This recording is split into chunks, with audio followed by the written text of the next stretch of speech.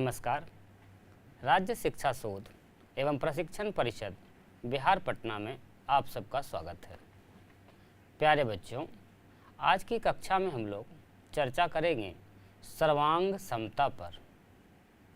सर्वांग समता शब्द पर जाएं, आइए उसके पहले हम कुछ गतिविधि करते हैं, कुछ खेल करते हैं। आपके आसपास में जो भी सामान है उसमें से कुछ ऐसे सामान को छांटते हैं जो एकदम एक दूसरे के बराबर हो। बराबर होने का मतलब है कैसे जांचेंगे कि बराबर है या नहीं।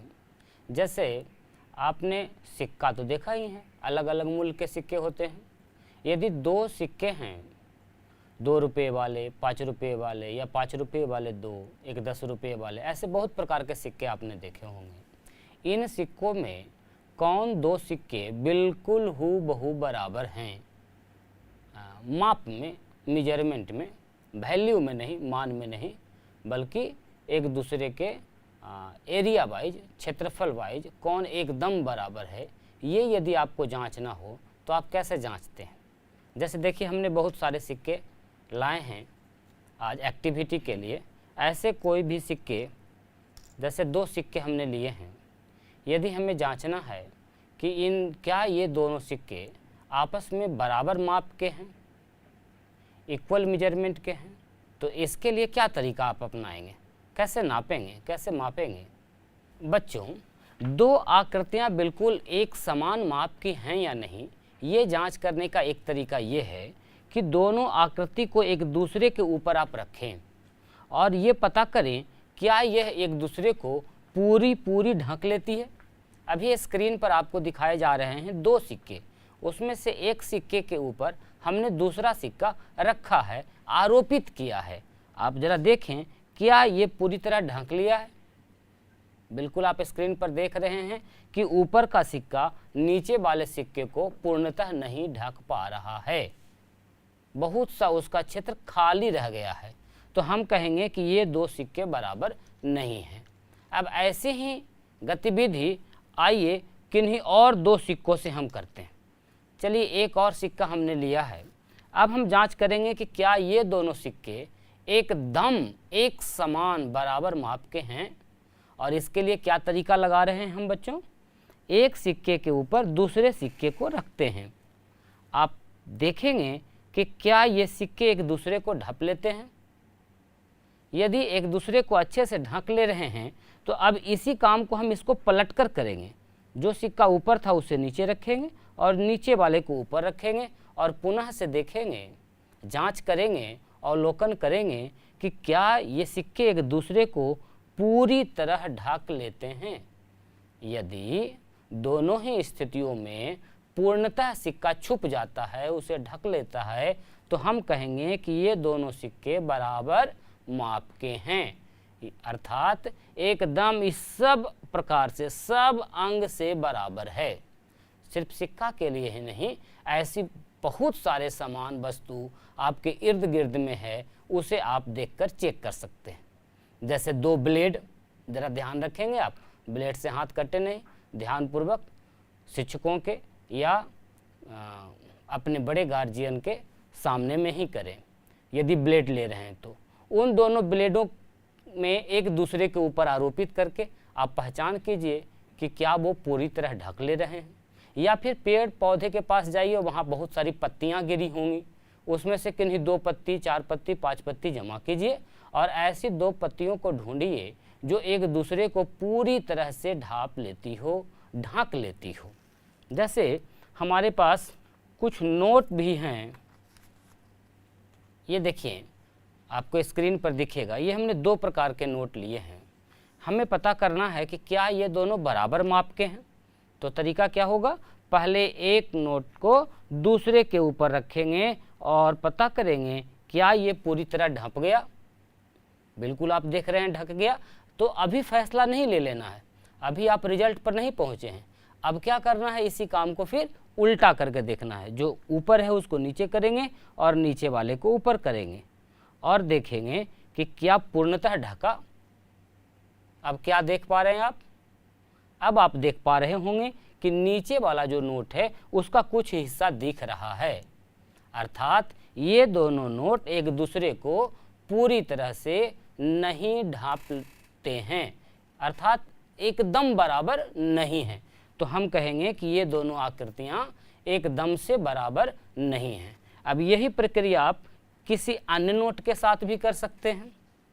जैसे ये दोनों नोट इस बार हमने लिया है और इसे पुनः उसी प्रक्रिया द्वारा जांच करते हैं कि क्या यह पूरी तरह ढप ले रहा है। बिल्कुल, आप इसे पलटकर भी देखेंगे और जांच करेंगे। तो ऐसे दो सामान उठाकर आप आसपास के सामानों को लेकर ऐसी वस्तुओं की सूची बनाएं, ऐसी दो वस्तु जो एक दूसरे को पूर्णतः ढक लेती है। 2-4 सामानों का लिस्ट आप स्वयं से बनाएं और ऐसी भी दो वस्तुओं का लिस्ट बनाएं, आप सूची बनाएं जो नहीं ढकती है। तो जो वस्तुएं एक दूसरे को ढक ले रही है, ऐसी वस्तुएं आपस में सर्वांगसम कहलाती हैं। बस यही तो बात है। वैसी दो वस्तुएं जिसके सभी अंग आपस में एकदम से बराबर हों। और ये जांच करने का क्या तरीका लगाया हमने बच्चों? एक दूसरे के ऊपर रख कर देखा। और ये जो एक दूसरे के ऊपर रखने की विधि है, इस विधि को हम लोग कहते हैं अध्यारोपण विधि। सुपरपोजिशन है ये। किसी भी दो वस्तु की माप के लिए कि एकदम बराबर हैं कि नहीं, उसका सभी अंग बराबर है कि नहीं, ये जांच करने के लिए हम क्या करते हैं कि दोनों वस्तु को एक दूसरे के ऊपर रखते हैं और पुनः यही प्रक्रिया फिर विपरीत दिशा से करते हैं और ये अवलोकन करते हैं कि क्या दोनों वस्तु एक दूसरे को पूर्णतः ढक रही है या नहीं। ये जो विधि जांच करने की है, मेजरमेंट करने की है, इस विधि को हम अध्यारोपण विधि कहते हैं। एवं यदि दो वस्तुएं एक दूसरे को पूर्णतः ढक ले रही हैं तो वे दोनों वस्तु आपस में सर्वांगसम कहलाते हैं। और ये जो पूरा संबंध है सर्वांगसम होने का, इसे हम लोग सर्वांग समता के नाम से जानते हैं। तो आप क्या करेंगे? आसपास की वस्तुओं की ऐसी सूची बनाएंगे जो एक दूसरे को पूर्णतः ढक लेता हो। अध्यारोपण विधि का प्रयोग कीजिएगा और फिर आप इस फैसले पर पहुंच सकते हैं कि कौन सी दो आकृतियां सर्वांगसम हैं और कौन सी दो आकृतियां सर्वांगसम नहीं हैं। आशा है आप सर्वांगसम और सर्वांगसमता को समझ रहे होंगे। गणित में जब हम इसका प्रयोग करते हैं तो सर्वांगसम यदि दो वस्तु है, उसे दिखाने के लिए एक खास प्रकार के चिन्ह का प्रयोग करते हैं। वह चिन्ह आपके स्क्रीन पर अब दिखेगा। क्या आप देख पा रहे हैं? यह जो चिन्ह है, यही है सर्वांग समता का चिन्ह। कोई भी दो आकृति, दो वस्तु, दो समान यदि सर्वांगसम हैं तो उनके बीच में इस प्रकार का चिन्ह लगाते हैं। आप देख रहे होंगे नीचे में 2 लाइन है। ऐसे चिन्ह का आप उपयोग किए होंगे पहले, सिर्फ 2 लाइन का। किस चीज़ का चिन्ह है? बिल्कुल ठीक, बराबर का। और उस बराबर में भी यदि सभी अंग उसके बराबर हो जाएं, एकदम हूबहू बराबर हो, तो उसे हम लोग सर्वांगसम कहेंगे। और उसके लिए इस प्रकार के सिंबल का, चिन्ह का, प्रतीक का उपयोग हम लोग करते हैं। तो इस चिन्ह का प्रयोग बच्चों अब आगे की कक्षा में भरपूर ढंग से होगा। तो आप बिल्कुल प्रैक्टिस कर लें ऐसा चिन्ह बनाने का पेंसिल की सहायता से। सर्वांग समता वस्तुओं के साथ जांचने के बाद, पढ़ने के बाद हमें आगे गणित में ज्यामिति के अंदर सर्वांग समता को सीखना है। और ज्यामिति का मतलब हो गया कि इसमें कई प्रकार की आकृतियां आएंगी। तो आकृतियों के संबंध में अब हम समझेंगे सर्वांग समता। और आकृतियों में सबसे पहले और सबसे सरल आकृति है रेखाखंड की। बिल्कुल आपने जाना है। हम लोग अब जानेंगे रेखाखंड के लिए सर्वांग समता की क्या स्थिति होती है। तो रेखाखंड की सर्वांग समता समझने के लिए चलिए बच्चों चलते हैं अब हम लोग बोर्ड पर और इसको समझते हैं। तो बच्चों हमने अभी समझा कि सर्वांग समता क्या होता है और ऐसे वस्तुओं का आप लिस्ट भी बनाए होंगे वह ऐसी दो वस्तुएं जो पूर्णतः एक दूसरे को ढक ले रही है अर्थात सर्वांगसम है। आप कार्बन पेपर का भी उपयोग करके जरा ट्रेस करके देखिए। कार्बन पेपर के ऊपर एक लाइन बनाइए कागज पर और नीचे जो लाइन बन रहा है, इन दोनों लाइनों के बारे में आपके क्या विचार हैं, इस पर भी आप चर्चा कर सकते हैं। अब हम लोग चर्चा करने वाले हैं ज्यामितीय जो भी आकृतियां हैं उनकी सर्वांग समता को देखेंगे। और उसके लिए सबसे पहले हम लोग जान रहे हैं रेखाखंडों की सर्वांग समता के बारे में। रेखाखंड का मतलब आप बिल्कुल समझते हैं, पूर्व की कक्षा में हम लोग रेखाखंड से परिचित हो चुके हैं। आज बात कर रहे हैं हम उसकी सर्वांग समता की। तो ध्यान दीजिए, कोई भी रेखाखंड है, दो रेखाखंड यदि हम बनाएं, जैसे ये हमने बनाया है एक रेखाखंड AB और एक दूसरा रेखाखंड है, चलिए PQ। ये दोनों सर्वांगसम हैं या नहीं, जांच करने के लिए आपने तो तरीका देखा ही है। क्या करते हैं, एक दूसरे के ऊपर अध्यारोपित करके देखते हैं क्या एक दूसरे को पूर्णतः ढक ले रही है, और यही काम फिर उल्टी दिशा से करते हैं, तब पता लगता है कि ये सर्वांगसम है कि नहीं। तो इसको ढकेंगे कैसे, आपके तो कागज पर बना हुआ है। तो आप क्या कर सकते हैं, किसी एक लाइन का एक ट्रेस बना सकते हैं।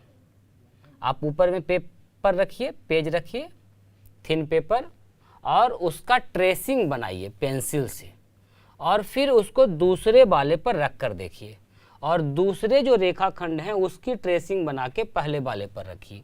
अगर ये एक दूसरे को पूर्णतः ढक ले रही है तब हम कहेंगे कि यह सर्वांगसम है। यदि ये साबित हो जाता है कि यह सर्वांगसम है, तब आप स्केल की सहायता से, आपके इंस्ट्रूमेंट बॉक्स में जो स्केल है उसकी सहायता से इसकी और इसकी दोनों की लंबाई को मापें और ज्ञात कीजिए कि क्या इसकी लंबाई भी बराबर हो रही है। ऐसा ही चलिए एक और रेखाखंड ले लेते हैं हम लोग, इसका नाम देते हैं XY। इसके साथ भी ट्रेसिंग करके देखिए और इसकी भी लंबाई मापिए। आप ये पाएंगे कि रेखाखंड AB और PQ की लंबाई आपस में बराबर हैं, वो सर्वांगसम है। लेकिन AB और XY की लंबाई आपस में बराबर नहीं। देखने से भी पता चल रहा है AB को रखेंगे हम तो ये पूर्णतः रूप से नहीं ढकेगी XY को, तो हम कहेंगे कि ये दोनों सर्वांगसम नहीं है। और ध्यान दीजिए, रेखाखंड में कौन सा अंग होता है, सिर्फ लंबाई ही तो है, बाकी तो उसमें कुछ है नहीं। तो रेखाखंडों की जो सर्वांग समता है बच्चों, यह उसकी लंबाई पर ही निर्भर करती है। यदि दो रेखाखंड की लंबाई आपस में बराबर हो तब वो दोनों सर्वांगसम कहलाते हैं। लिखेंगे कैसे, यदि AB और PQ की लंबाई बराबर है, यदि AB की लंबाई और PQ की लंबाई आपस में क्या है, बराबर है, तो हम कहेंगे कि रेखाखंड जो AB है वह सर्वांगसम होगा रेखाखंड PQ के। सर्वांगसम चिन्ह का हम लोग उपयोग करेंगे। बिल्कुल स्पष्ट हो गए हैं आप। रेखाखंडों की सर्वांग समता रेखाखंडों की किस चीज पर निर्भर करती है, लंबाई पर। अर्थात दो रेखाखंड यदि लंबाई में बराबर हैं तब वो सर्वांगसम भी होंगे, या इसके उल्टा भी आप बोल सकते हैं, यदि दिया हुआ है कि दो रेखाखंड सर्वांगसम हैं तो उनकी लंबाई भी आपस में बराबर होगी। रेखाखंडों की सर्वांग समता की बात, आइए अब हम बात करेंगे कोणों की सर्वांग समता की। कोणों की सर्वांग समता,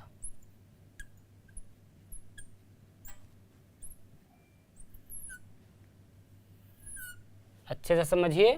कोण कैसे बनता है आपको पता है ना, जब दो किरणें किसी बिंदु पर मिलती हैं तो उससे जो बना हुआ ये झुकाव है, एलिवेशन है, इसे हम लोग कोण का नाम देते हैं। तो जैसे रेखाखंड में आपने पहचान कैसे किया, एक दूसरे के ऊपर अध्यारोपित करके, ट्रेस करके। या फिर उसकी लंबाई को आपने मापा, यदि लंबाई बराबर है तो आपका रेखाखंड सर्वांग सम हो गया। ठीक इसी प्रकार से यदि दो कोण हैं किरण से बने हुए, इनका भी आप कुछ नाम दे सकते हैं, जैसे हमने नाम दिया ABC, XYZ, आप कुछ भी नाम अपने मन से दे सकते हैं।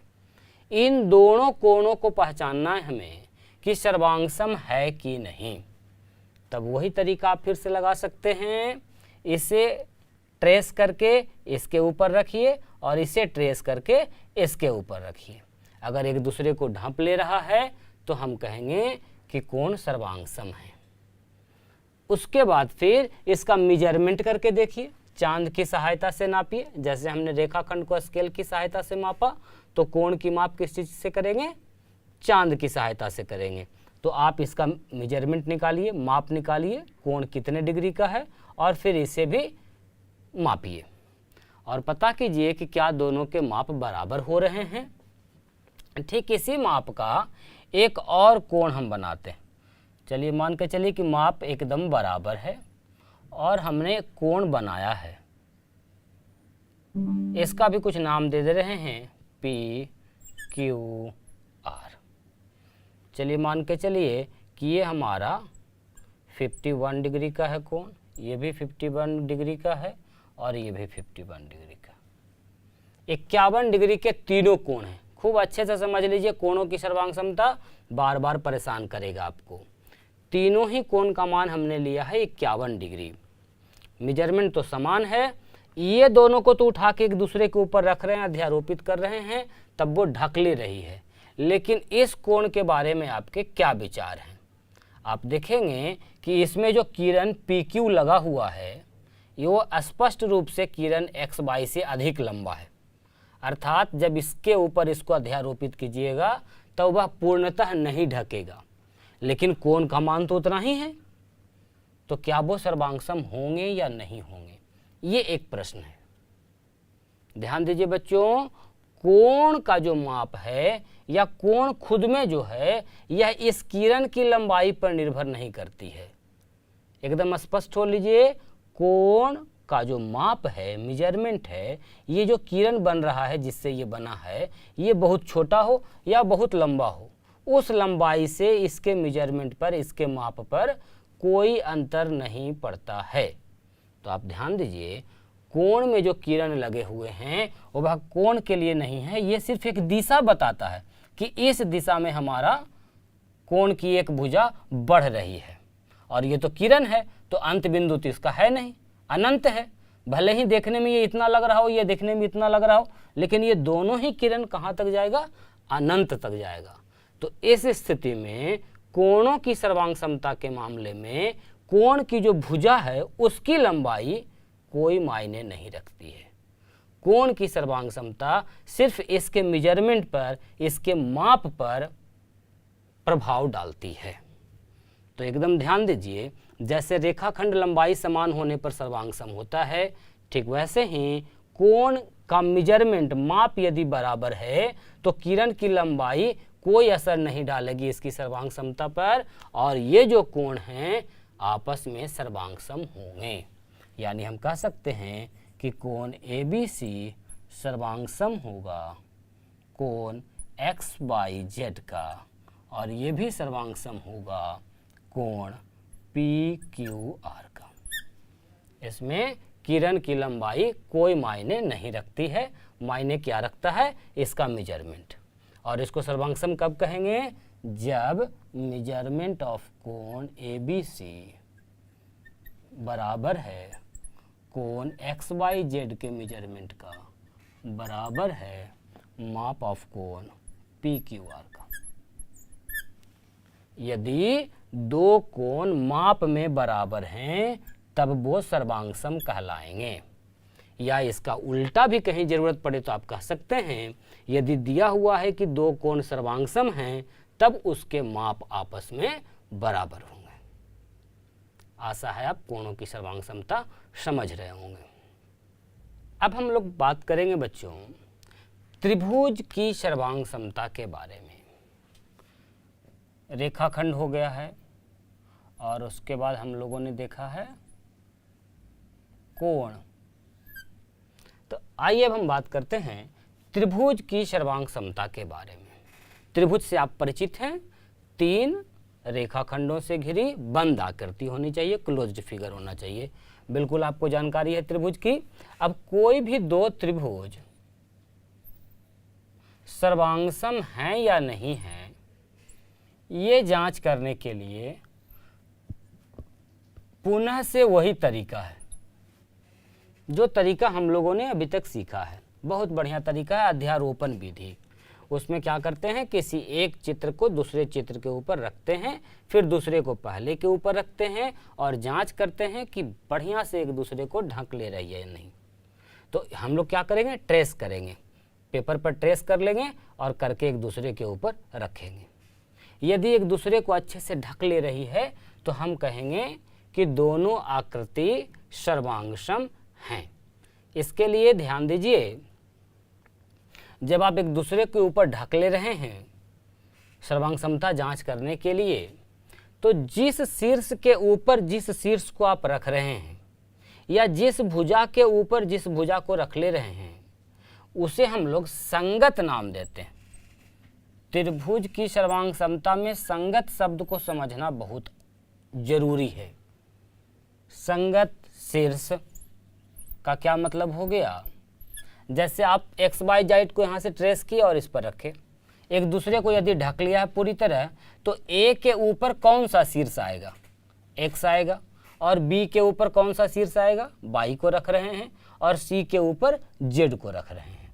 तो संगत शीर्ष हम किसे कहेंगे, जिस शीर्ष के ऊपर जिसको रख के आप जांच कर रहे हैं और वो ढक ले रही है। तो जैसे यहाँ पर शीर्ष ए का संगत शीर्ष हो जाएगा शीर्ष x। ठीक उसी प्रकार से यदि हम बात करें शीर्ष b की, तो इसका संगत शीर्ष हो जाएगा शीर्ष y। यदि आपने उस प्रकार रखा है तो आप यदि इसको पलट करके रख के जांच कर रहे हैं तो उसके हिसाब से संगत बैठाइएगा। जिस प्रकार से एक दूसरे को ढक ले, तो आप ढकने के बाद ये देखिए कि कौन से शीर्ष के ऊपर कौन सा शीर्ष आया है। उस स्थिति में आप संगत शीर्ष ज्ञात करते हैं, और शीर्ष C का संगत शीर्ष उसी प्रकार हो जाएगा शीर्ष Z। और यदि ऐसा है, A के ऊपर X को, B के ऊपर Y को और C के ऊपर आपने Z को अध्यारोपित किया है, तो इस स्थिति में जो इसकी संगत भुजाएं होंगी, संगत भुजा, ये कौन कौन हो जाएगा। देखिए, ए के ऊपर एक्स रखा आपने, बी के ऊपर वाई रखा, तो इससे जो बनने वाली भुजा ए बी है, इसके ऊपर कौन आएगा, एक्स वाई आएगा, या ऐसा कहिए एक्स वाई के ऊपर ए बी आएगा। तो संगत भुजा जो है आपका, भुजा ए बी भुजा एक्स वाई के संगत हो जाएगा। ठीक उसी प्रकार से और बताइए खुद से, भुजा बी सी का संगत कौन हो जाएगा, खुद से जांच कीजिए, बिल्कुल ठीक समझ रहे हैं आप, बाई जेड हो जाएगा। और भुजा जो सी ए है, इसका संगत आपका कौन हो जाएगा, भुजा जेड एक्स। क्या त्रिभुज में और भी कोई अंग है, बिल्कुल ठीक कह रहे हैं आप, कोण भी है। तो इसी प्रकार से संगत कोण भी होगा, संगत कोण। और ये संगत को पहचानना बड़ा जरूरी है, क्योंकि आगे चल के जब हम लोग सर्वांग समता में पढ़ेंगे तो हमेशा संगत भुजा, संगत कोण, संगत शीर्ष की ही जरूरत पड़ेगी।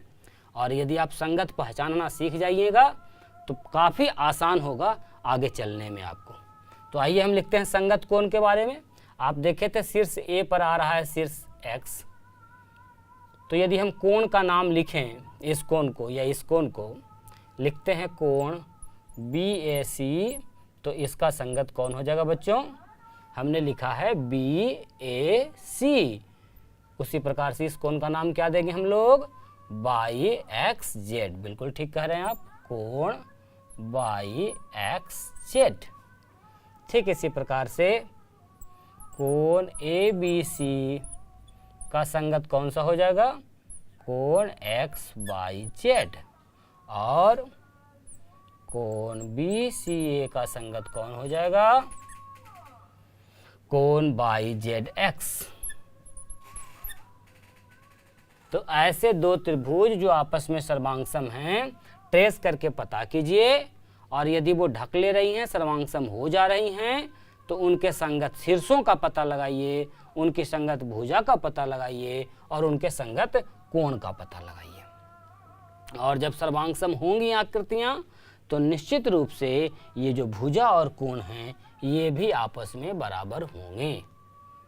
जब एक दूसरे को ढक ले रहे हैं तब तो सब कुछ बराबर हो गया, सब अंग से बराबर हो गया। सर्वांगसम मतलब जिसके सभी अंग आपस में बराबर हों एक दूसरे के, और वो भी संगत के हिसाब से। तो यदि कभी दिया हुआ है कि कोई दो त्रिभुज ABC सर्वांगसम है त्रिभुज XYZ के, तो इनकी जो संगत भुजाएं होंगी अर्थात AB बराबर होगा XY के, और भुजा BC बराबर होगा YZ के, एवं भुजा CA बराबर होगा ZX का। संगत भुजाएं बराबर होगी, साथ ही साथ जो संगत कोण हैं ये भी आपस में बराबर होगा, अर्थात कोण BAC बराबर होगा कोण YXZ का, कोण ABC बराबर होगा कोण XYZ का, एवं कोण BCA बराबर होगा कोण YZX के।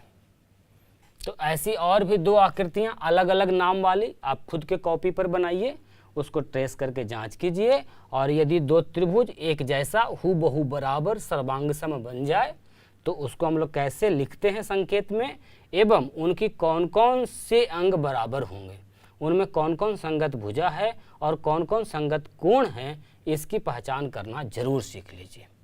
फिर इस पर आधारित बहुत सारे बात है, बहुत सारे गुणधर्म है, उसकी चर्चा हम लोग आगे करेंगे। हम लोगों ने अभी तक देखा रेखाखंड की सर्वांग समता किस पर निर्भर करती है, लंबाई पर, बिल्कुल ठीक।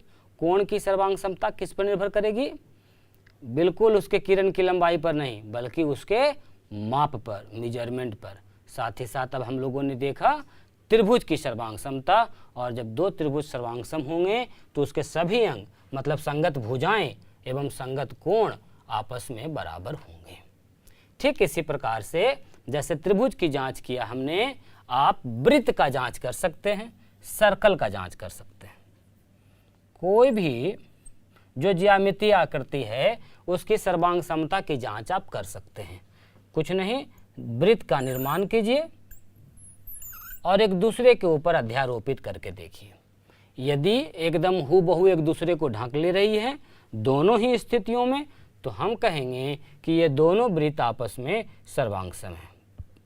और यदि ऐसा है तो इसकी त्रिज्याओं को आप मापिए, मेजर कीजिए कि दोनों की त्रिज्याएं कितनी लंबाई की होती हैं। वृत्त जब पता चल जाए सर्वांग समता, इसकी जब आप जांच कर लें अध्यारोपण विधि से, तो इसी प्रकार से खुद से वर्ग का निर्माण करें, आयत का निर्माण करें और सबकी सर्वांग समता की जांच आप करें। और साथ ही साथ जब सर्वांगसम हो जाए, एक दूसरे को अच्छे से ढांप ले, तो उसकी भुजाओं को नापिए, उसके कोण को मापिए, फिर संगत ढूंढिए और खुद से पता कीजिए कि ये किन गुण धर्मों का पालन कर रहा है। थोड़ा इसको देखिए तो समय हो गया है क्या, कितना मिनट हुआ है? नहीं रुक जाइए, बंद नहीं कीजिएगा, हम बंद करवाएंगे तब। अभी वहाँ सब मिला के ना, अच्छा मैंने बाइंड अप का टाइम हो गया है क्या? ठीक।